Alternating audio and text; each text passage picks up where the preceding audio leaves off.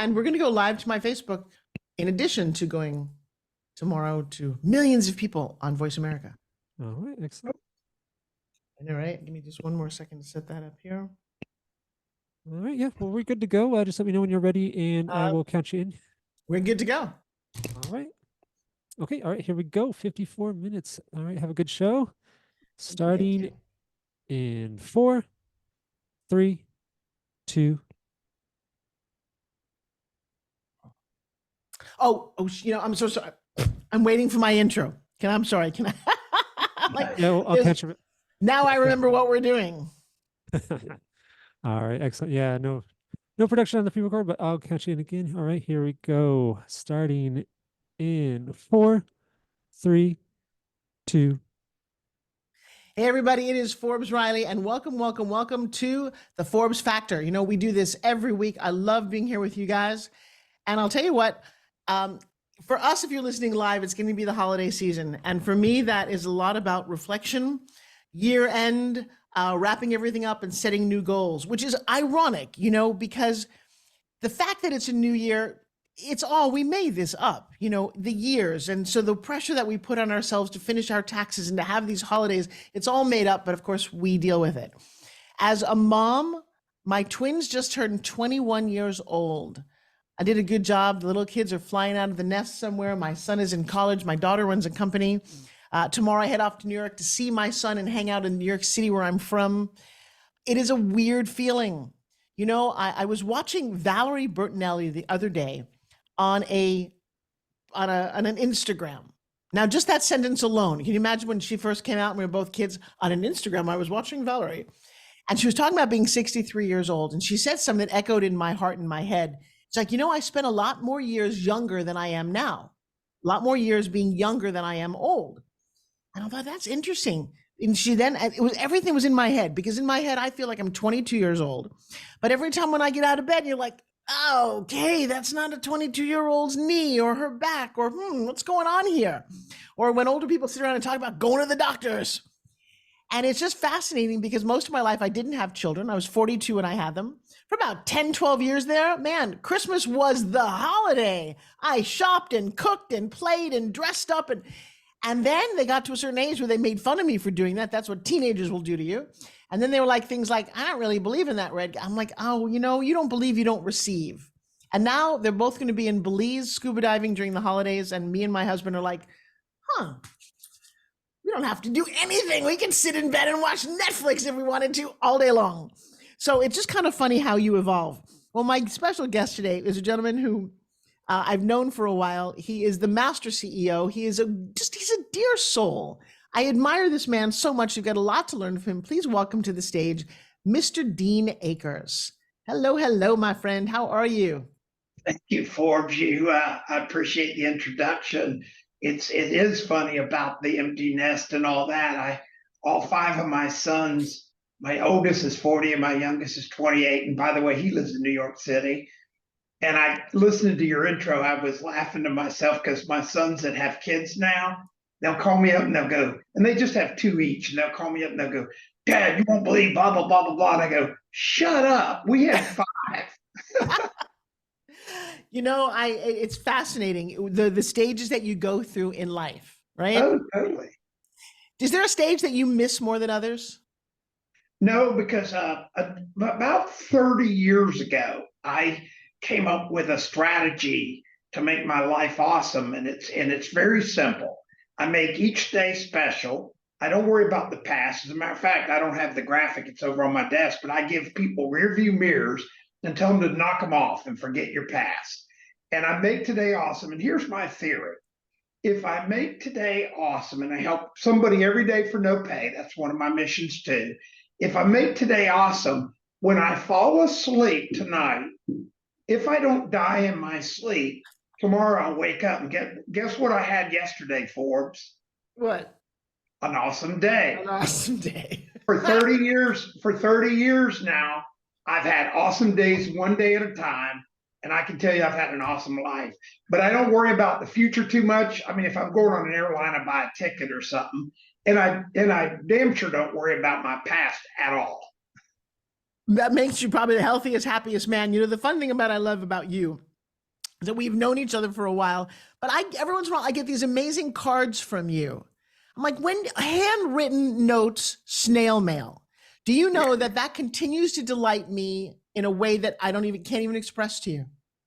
And so thank you for doing that. Forbes, I really appreciate you saying that, because I write 50 to 100 a week, and I do them out of a genuine thing. And somebody goes, how do you do it? And this is my favorite question to ask people. Do you brush your teeth? Do you? Almost every day. Yeah. But the reason I ask that is people look at me like, oh, you're crazy. What do you mean? Of course I brush my teeth. I said, when I was in my early 20s, I made that a habit, just like brushing my teeth. So I wouldn't even know what to do. And what's funny is I've sent notes out. I sent a note to one guy and he says, you never forgot my birthday in 3 years. He calls me up. He goes, what are you doing next week? I go, what do I need to do? This was 3 or 4 years ago before COVID. And I go, what do I need to do? He says, you need to meet me at Tampa Jetport and plan to take 10 days. We got on his jet. We went to Guatemala City where a helicopter picked us up. We went out to the Pacific coast and we went fly fishing for marlin. And then we went to a private island in Roatan and just fished and scuba dived and everything. We got home. Guess how much money I spent? Zero. No, actually, I spent 55 cents for the postage for the birthday card. I love it. And that had to be a 10 or 15,000 per person trip, maybe more on a jet, our own jet and own helicopter. So if you think I'm OCD about it, it's funny you're calling, but right here, yeah, right there, you can see it in my thing. And right here is my stupid Christmas card, and all is a photograph, and I'll send 200 of them out. And all I want somebody to do is when they open it, they just smile. If they smile for themselves. That is what I do when I get them. I'm like, oh my God, this guy remembers and thinks about me. And it's like, I think one of the most precious things ever. I love the fact that you do. It's like wild. Well, you're a special person in my life. We met a number of years ago, and we've been on these journeys, different journeys, but we keep in touch. And man, I just can't believe your kids are 20 now. Right? Oh, I know. Well, what's interesting to believe is the way they've evolved. And now because of this, I write books and I teach a lot of trainings. I have over 21,000 students since COVID started. But I'm going to do a parenting book because I was very intentional. At 42 is when I had my children, and I'd already had a lot of theories about life and what should and shouldn't do. And so I raised my children with a lot of things that you've never heard of before. I used to train dogs. I had a dog game show on television. I did dog training for ESPN as one of my many side hustles. And I trained them like dogs. I'm actually in the book Chicken Soup for the Soul. I have a chapter, and they made me rewrite the title, How to Train Your Babies Like Puppies, because you don't really train your kids like dogs. We're not tying them to a leash.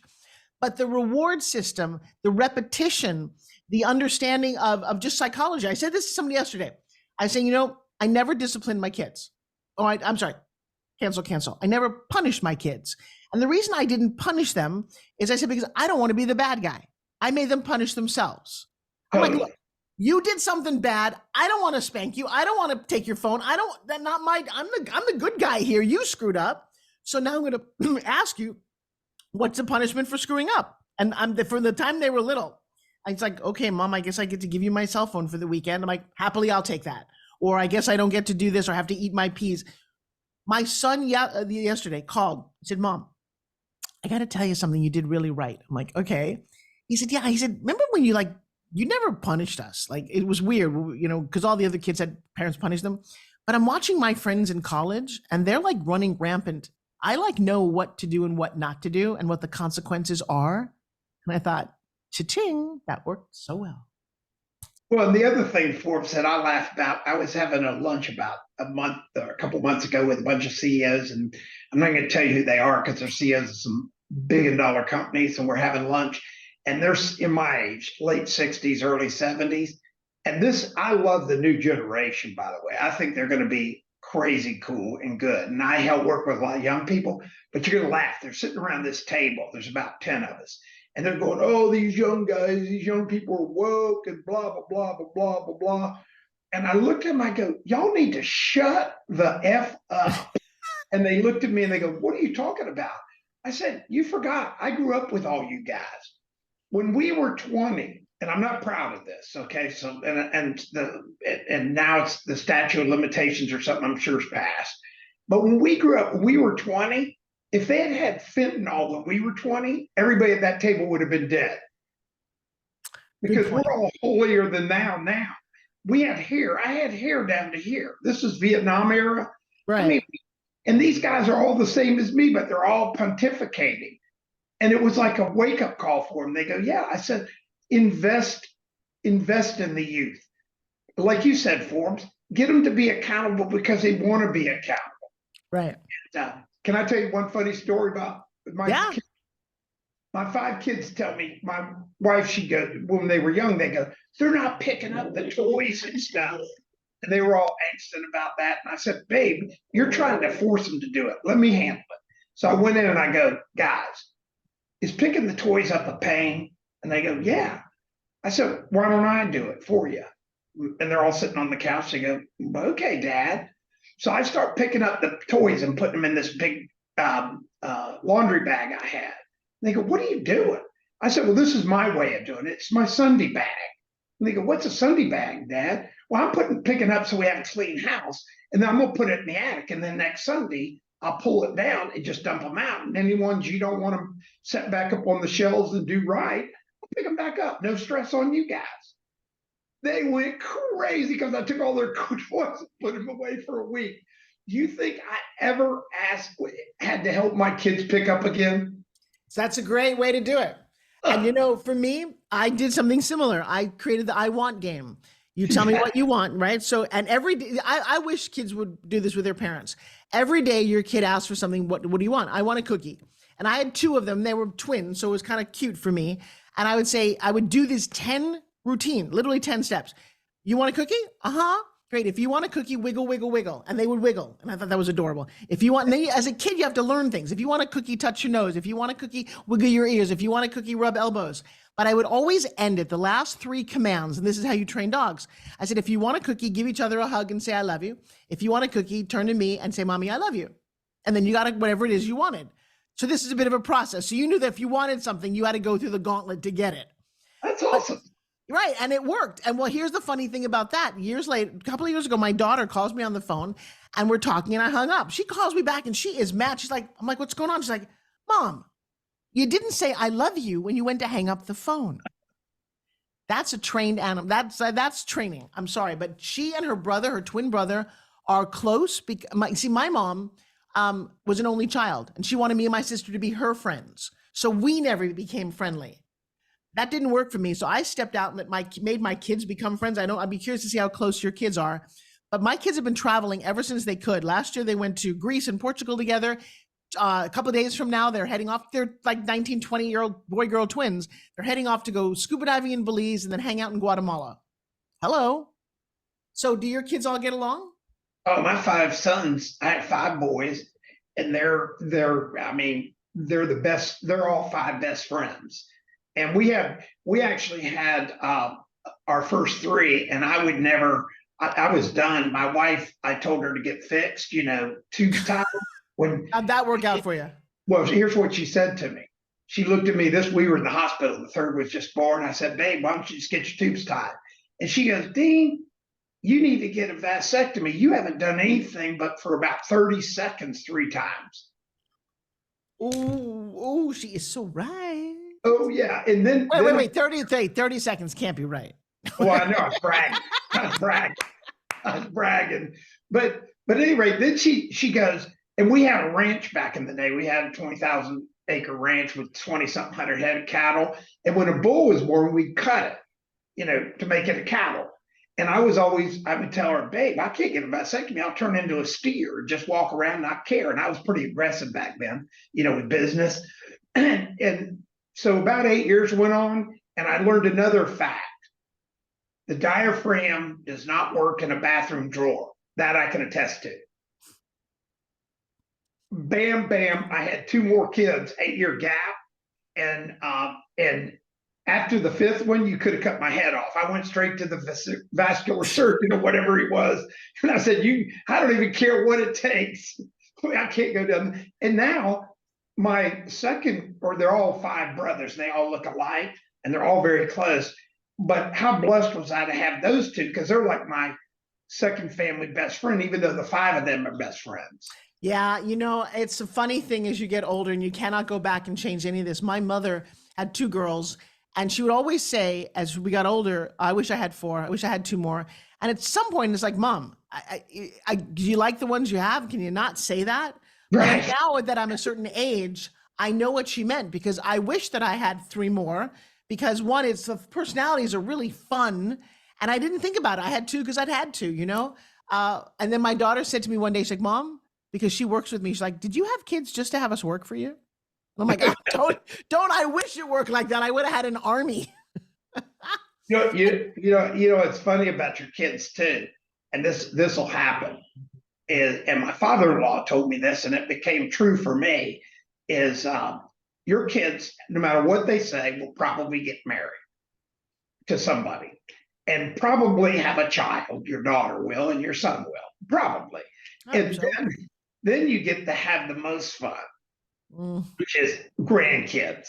And my father-in-law told me years ago, he looked at me one day, and I had all these kids, and he looked at me and goes, son, one day you'll have grandkids. I said, I don't know. But he was all stressed out. And he goes, you know why I love grandkids? You can give them back.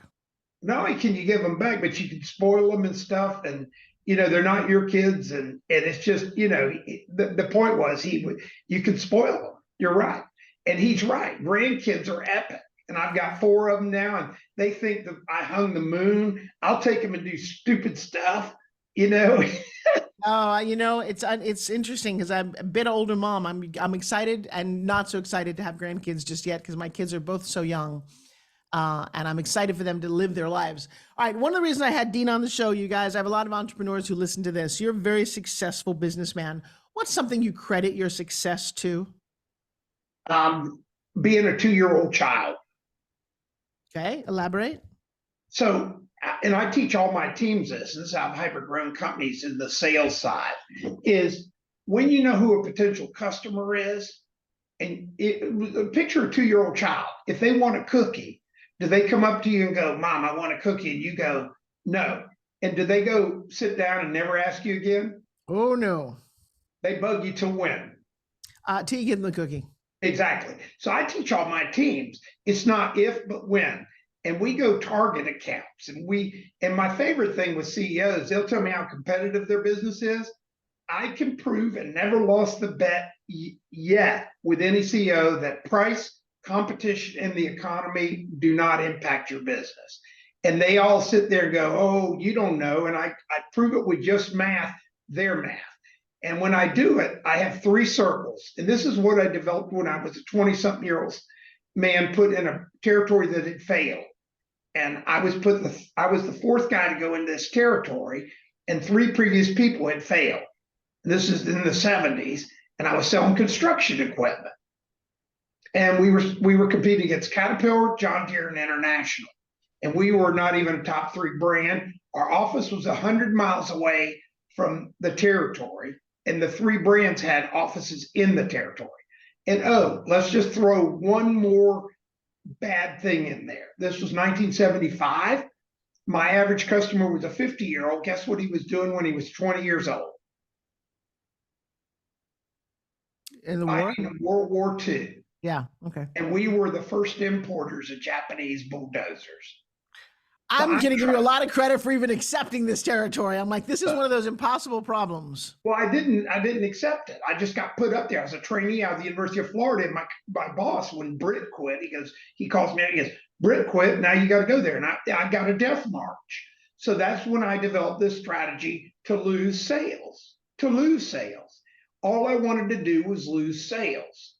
And the theory behind it, which has allowed me to grow companies to hundreds of millions of dollars in valuations, is I went in without price, competition, or the market mattering. I just wanted the customer to literally do this, but let me quote the deal and then tell me, I'm not buying from you. I'm not buying any Japanese stuff. But he let me quote. Well, I built the relationship. And by the way, if you have a relationship good enough to let you quote, they like you. Well, my biggest potential customer was a statewide company, the largest mining company in Florida. And I finally got into the guy after almost 12 months of calling on him all the time. And I got a process for that. He finally saw me. He looks at me and goes, son, I'm never buying anything from you. The owner of our company, he knew, he goes, I don't like him. I've never liked him. Y'all been in business 35. I've never liked him. And oh, by the way, I flew B-25s in World War II, and I'm never buying Japanese products. And I said, well, Mr. Greg, that was his name. I said, I just wanted to introduce myself. I wanted to learn how you did something. And I had to research him. This is pre-internet. I mean, nowadays it's easy. And the guy looks at me and we start talking. I go, Mr. Greg, I got to get out of here. He goes, let's have breakfast next week. So he bought me breakfast, a 22, 23-year-old kid, breakfast. He became my largest customer. I got to run the company in the 80s recession. And I grew it from 50 million to 100 million in 2 years doing the same process in the recession of the 80s. And Mr. Greg became my largest customer. When I bought my first company at age 30, this is priceless. He calls me because I'm getting ready to announce, I just announced to the company I'm leaving, and I bought a local tire company in Tampa. And my phone rings, I'm driving back from Lakeland, and it's Mr. Greg. And he goes, Dean, this is Mr. Brown. And I said, hey, Mr. Greg. He said, I heard you left Scott's company. Mr. Greg, I was going to call you today. He goes, why? Or I said, let you know I was going. He goes, what are you going to do? I said, well, I want to have my own company. So I bought a local tire company in Tampa, just one location. He goes, damn it. I go, what? He goes, now I'm about to buy all my tires from you. I said, Mr. Greg, I can't sell you tires. He goes, what do you mean you can't sell me tires? I said, you have mines all over the state of Florida. I have one location in Tampa. He goes, well, give me an hour and call Joe. Joe was his right hand that ran all his operations across the state of Florida. He's the largest mining company in Florida. And he says, I'll run Joe down, then you run him down. We're going to build you a facility in all our mines, and you just take care of all of our mines, and we'll just buy all our tires from you. He never asked me price. And oh, by the way, he made me the largest earth-moving tire sales company in the state of Florida in one phone call. And oh, by the way, I sold Yokohama tires, Japanese tires.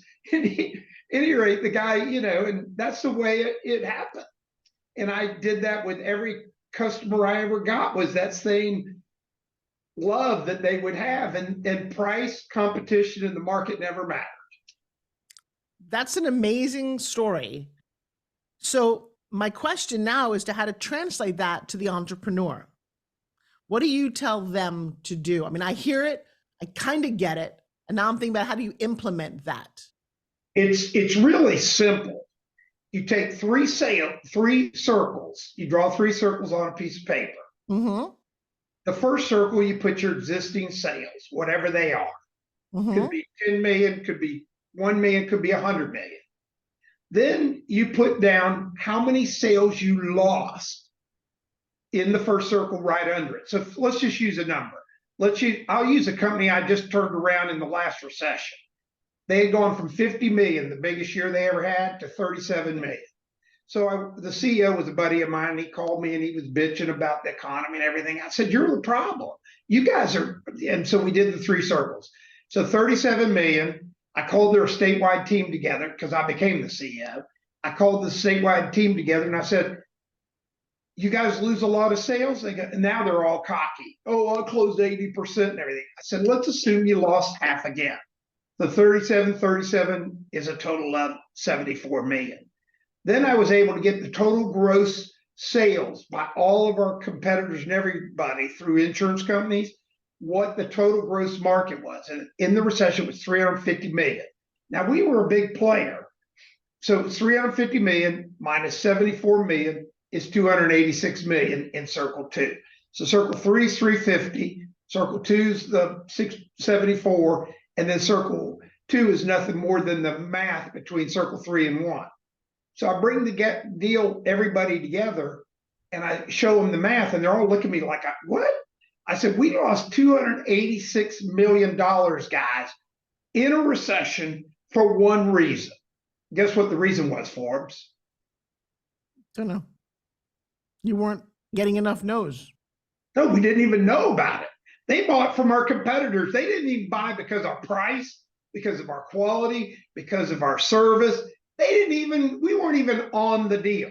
So I raised all the prices 25%. Now, can you picture these 20 salespeople? And this is an industrial type sales. So these are kind of, I'm a redneck, but these are all like the, kind of guys. I raised the prices 25%. Now, can you picture me having a room full of sales No, guys? they probably look like you had two heads going, we can't sell what we've got. Now you're going to make it more expensive. Oh, I know what they're thinking. Yeah. So guess what I did? This is my hobby. It's screwing with salespeople, beating them over the head with their own sales, with their own stick. And I've been doing it for so long now, it's just a hobby. So they looked at me and I go, but you're going to love the new deal. They go, what's the deal?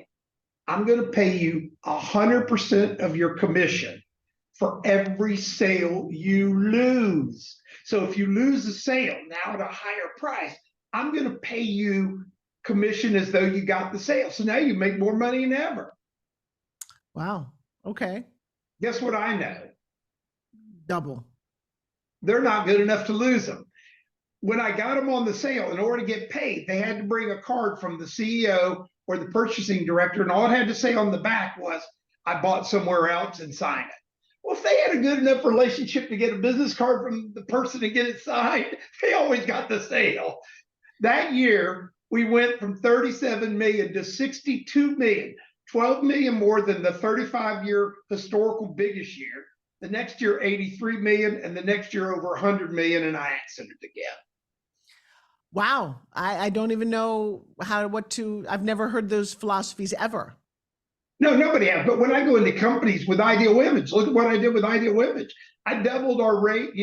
We grew from one location for 7 years. We grew to 67 locations in 5 years, 6 years.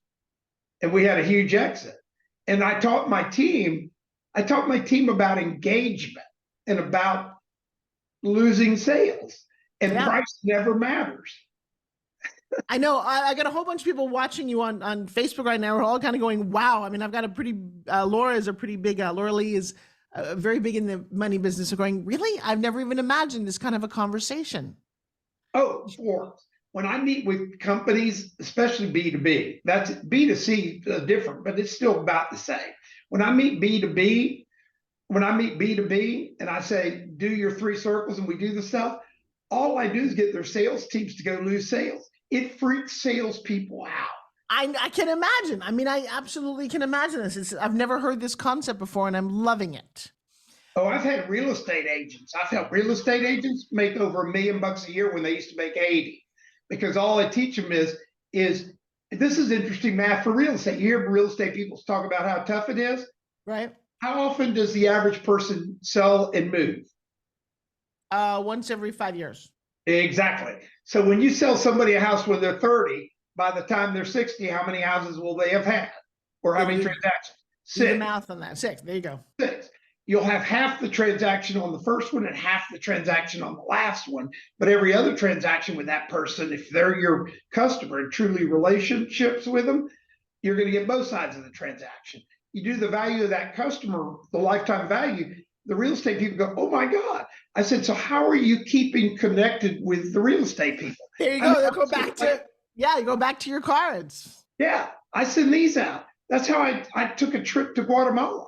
That's how I had a guy call me a couple of weeks ago going, wow, you've never forgot this. He goes, can we have dinner? He took me to Fleming's the other night, bought 3 bottles of wine between 2 of us, which I fortunately was Uber in it.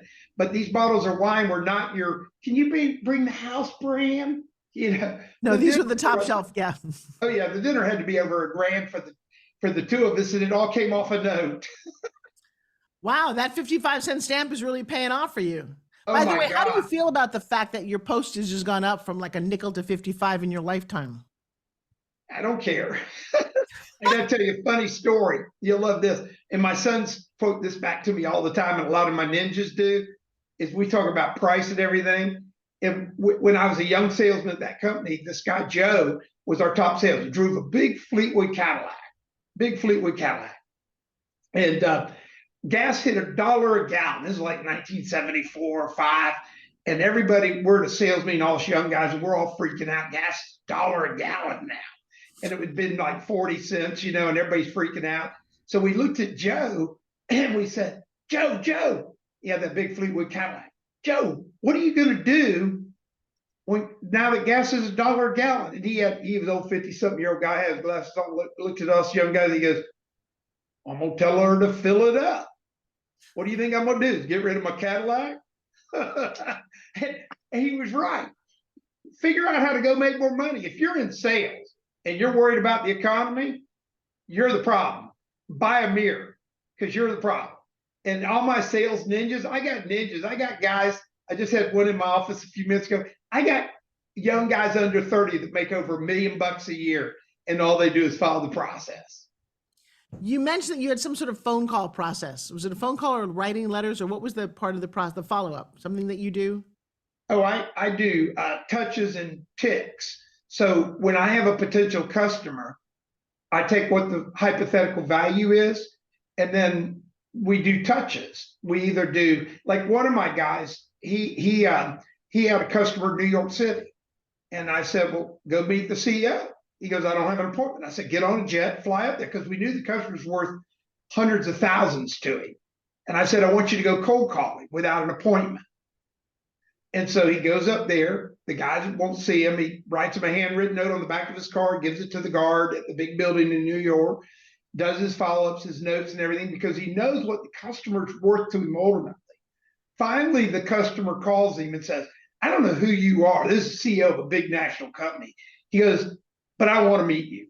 He said, can you meet me at 7 p.m. in Miami for on Sunday night in 2 weeks? He goes, yeah. So my young guy goes down there, gets to the gate, it opens a 250-foot yacht this guy had. He gets on the yacht and sits in the salon with the older guy. He's CEO of this big national company. And he goes, son, I don't know, but I like it. He goes, we got to figure it out. Picks his phone up in the salon of this 200-something-foot yacht, calls his chief operating officer on Sunday night in New York City and says, I got this young man, blah, blah, blah, and I want you to call him tomorrow and give him a purchase order to put his products in all our locations around the country. Wow. Yeah, Wow. that's a mic drop moment. Then he invited him back to his son's bar mitzvah 6-8 weeks later. So he goes back to Miami on the big yacht and stuff. And he goes, wow, thank you for inviting me to your son's bar mitzvah. I'm so happy. And he goes, I didn't invite you to my son's bar mitzvah for the bar mitzvah. He goes, well, why'd you invite me? He goes, see those 5 guys standing over there? He goes, yeah, those are all billionaires I'm going to introduce you to. You can't make that up. That's priceless. It's absolutely priceless. I love this. Here's the thing about being a ninja salesperson with this philosophy. All my sales teams around the country I help and young people I help, we all have a blast. We have fun. It's not even work. It's like goofing. And we have so much fun because we all know it's not if we're going to get the business, it's when. And the longest I budget 2 years. And I had a CEO one time go, you budget 2 years to get an account? I go, yeah. He goes, that's a long time to get an account. I said, you've been in business 20 freaking years and you don't have them. Ha, shut up. Oh, I'm loving the energy and the philosophy. Oh my gosh.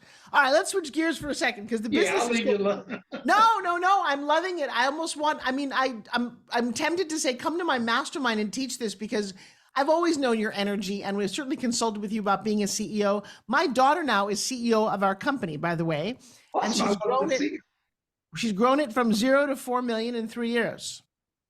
Got to tell you, as a 17-year-old starting a company, that's quite a growth cycle, who's not going to college because she's like, I don't need to. All the education I got, she's been in business since she was 12. And she's like, I got it, Mom. In fact, I get all these interns who don't know what I know, and they're college seniors graduating in marketing. I'm like, I know what college institutional education is. I also know that my son, when he applied for college, didn't get in the first time because of COVID, and he top of his class, but just didn't file it right. And when he finally went up and he transferred into Babson, he called me and said, Mom, you teaching me how to pitch is what pushed this over the edge.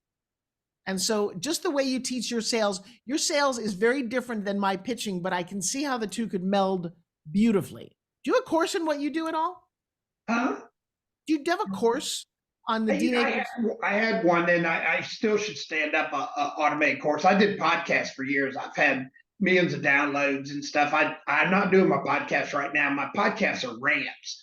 They're more rants but you'll love this about your daughter and I give you my two sons, my second sons, my younger ones.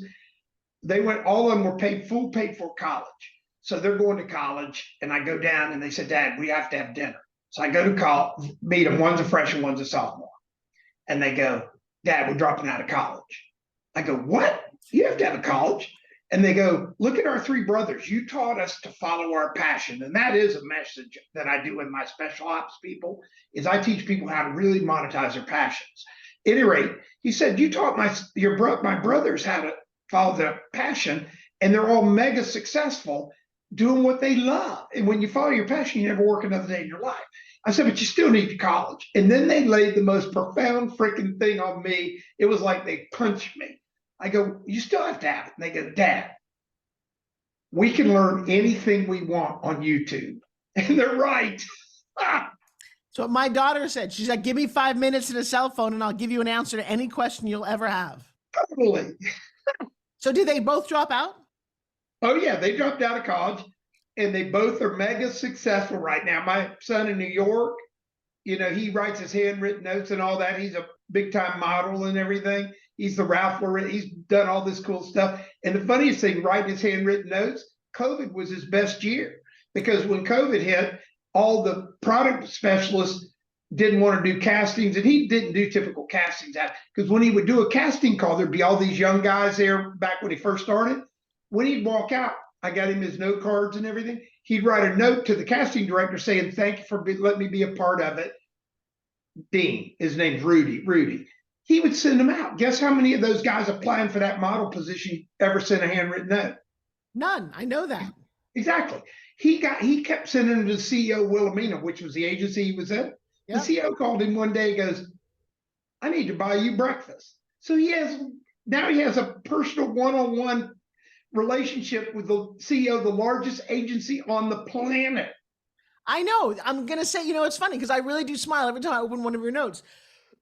And I'm thinking, man, because you stay top of mind. That's such a great concept. By the way, if he's that handsome and he's your son and he's successful and he dropped out of college, he might want to meet McKenna. Well, my number 4 son is bad medicine. I've had women say, can he meet my daughter? I said, no, his definition of long-term relationship is breakfast. He's bad medicine. Oh, I love that. All right. And he's a 6'4" stud.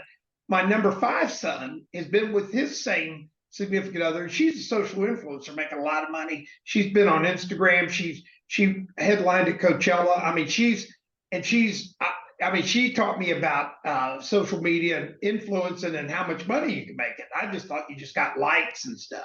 Right. And, she's a powerhouse. Well, what kind of insight can you give us? Just a little drip on that. What did you learn about influencing on social media from your future daughter-in-law? Well, what I learned is you have to treat it like a job if you want to be an influencer. Yes. Which means you have to have consistent posting. You always stay center lane unless you want to be a controversial poster. You don't ever do politics, religion, stuff like that. You stay center lane. And she just would post stuff. And the other thing I found that I've turned a lot of influencers on that she taught me, that I've met people that have 20 or 30,000 followers, is you got to get an agent. Oh, really? I didn't even know there were agents for that. Oh, yeah. Her agent. You go to their place in Brooklyn, there's not a single day that doesn't go, if you showed up there, that there's not just stacks of Amazon stuff. And her agent is always, pitching and getting, and they send products. And then what she does is she'll pick, and then she'll end up getting some job like, I like Roku TVs, I'm going to watch my Roku TV, and they pay her 20 grand or some stupid number. By the way, if you're watching this program, and I got a lot of people watching live, I just pulled up Rudy Dean Akers at Wilhelmina. Is that son number 4? That's 5. Okay. Oh my goodness. Is that a handsome young man? Oh, if I showed you the picture, I did one because he's my namesake. I did a picture. It's a comedy picture. I have a picture of he and I standing together with my shirt off. And if you see his abs, I'm looking at his abs right now on Pinterest, just for everyone to be very clear. Wow. But I yeah. also, yeah. And I know good abs because I'm married to a top bodybuilder who, Oh, by no, the way, no, your husband is a stud. yeah, I know. I'm all about studs. I will tell you, by the way, some fun things that happened to him. And you know, it's funny. We should do that in writing a note. He just played Arnold Schwarzenegger's body in the upcoming State Farm commercial for Super Bowl. They're gonna. Wow. I know, right? It's like, all right. I know it's not quite the pinnacle, but you know, meeting Arnold is, you know, anyway, it's kind of excited. But yeah, good for you. That's congratulations. So I'm not sure. We'll have to figure out about the daughter thing, but you should still see McKenna at 5'9" with long blonde hair and quite the attitude, and the owner of a company. She's just all excited about it. Yeah, she'd probably like to meet David. They'd probably be game on together. Kind of interesting because her idea of a long-term commitment is lunch, and yeah. So there you go. You guys may have witnessed all my audience is laughing because they all know McKenna right now, and it's pretty funny. Well, I'm going to come meet McKenna. I'm going to come meet McKenna because the last time I saw McKenna, she was about knee-high to a grasshopper. So, Dean, I will tell you the most organized. Here's what I'm looking forward. She's got a book coming out. Maybe we'll have you guys do a little something in it called "Every Company Needs a Kid." The philosophy of how to stay young in companies. And when you talked about being a 2-year-old, you guys would get along famously. And I will tell you, I come from being the actor, the spontaneous, the front person. I'm great on stage, but running a company, and I think that's why I reached out to you repeatedly, not my deal. I don't want to do payrolls and taxes and technical and scheduling. And she has got it buttoned up. And when you realize that this girl is doing massive P&L and spreadsheets and payroll, she's got 18 people working for her around the globe. And you're like, how old? No college degree? Really? So my goal for her, and you'll be an excellent influence, is to let the world know that this is the possibility. And as a woman, wildly unique. Self-made, did this all, and she can go toe to toe. She doesn't need me to do this. All I did was open the door and say, look, help promote what I'm doing. But she did it all on her own. well, here's my offer to you, Forbes, that my passion is young people, helping them. And I have a CEO physical, which I'll be happy to send you. And if any of your listeners want to get it, it's a 5-page deal where what they do is they answer the questions.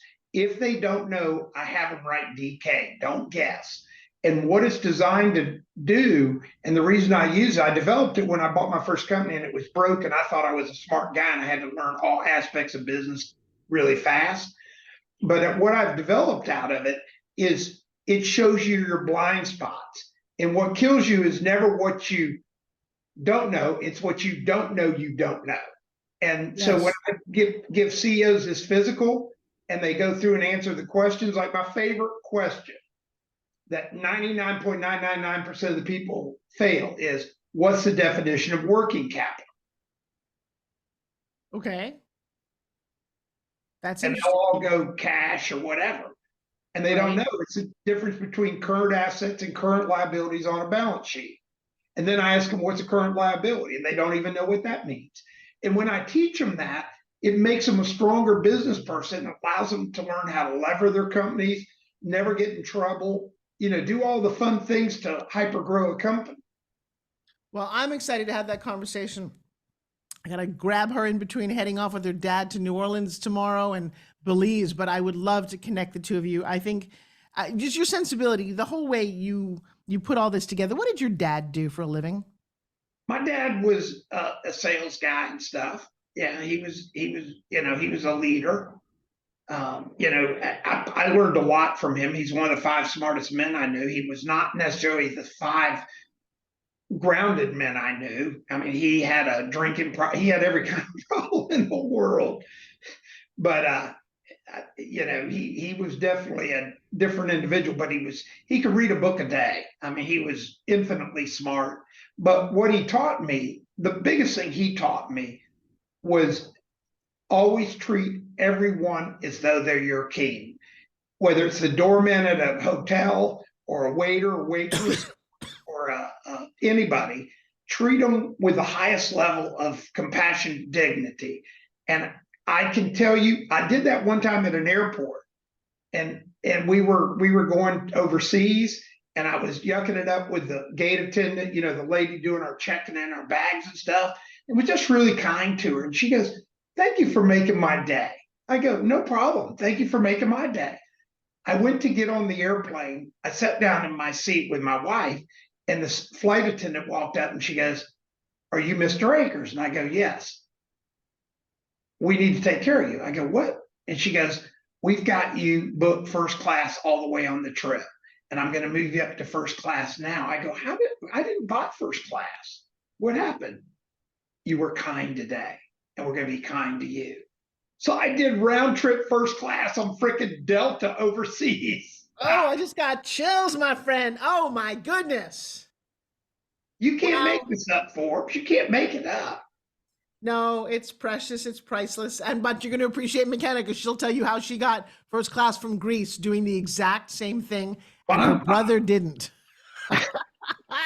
Because I'm she, looking forward to meeting her. oh my God, you guys are going to be like little peas in a pod. I'll just better be a little fly on the wall. All right, so you're looking at this whole new generation. I run a company. A lot of the people listening run companies. They're not as big as the $100 million CEO companies that you're talking about. What should we be thinking about as company owners? You need to think about scaling your business, unless you just like to buy a job. And what you want to do if you're in small business, build a model. And I built a model years ago, and the model has assumptions in it. It's not a business plan.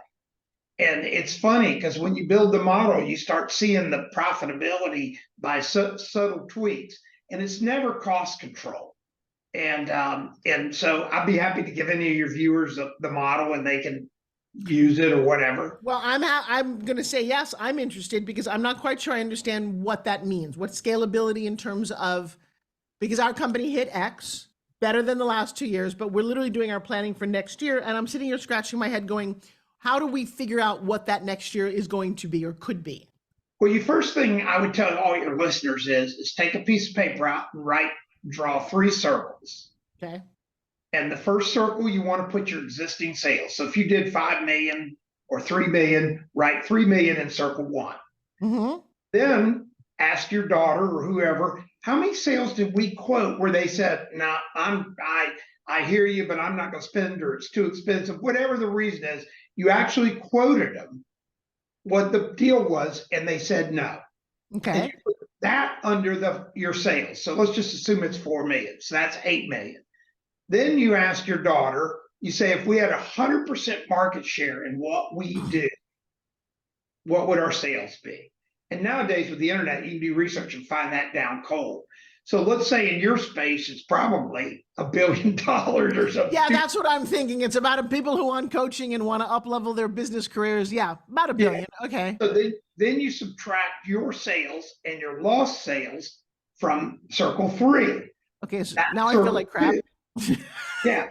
So I've lost about $897 million so far. That's not a good year. No, but what it says is you only lost it for one reason, which was why.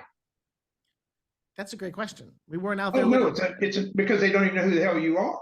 Right. They didn't even call you and say, "Forbes, I like you, but I ain't buying from you." Right. Remember when I was selling construction equipment, I wanted every customer to do this to me. Right. So what your daughter and I'll do is we'll construct this thing I call the PV list. And today I know we don't have time, but I'll show your daughter where you put your targeted customers. And here's another mathematical thing that I developed back when I was that young kid up in Ocala. I want to have 3 relationships in every potential customer, 7 out of 10 relationship or better.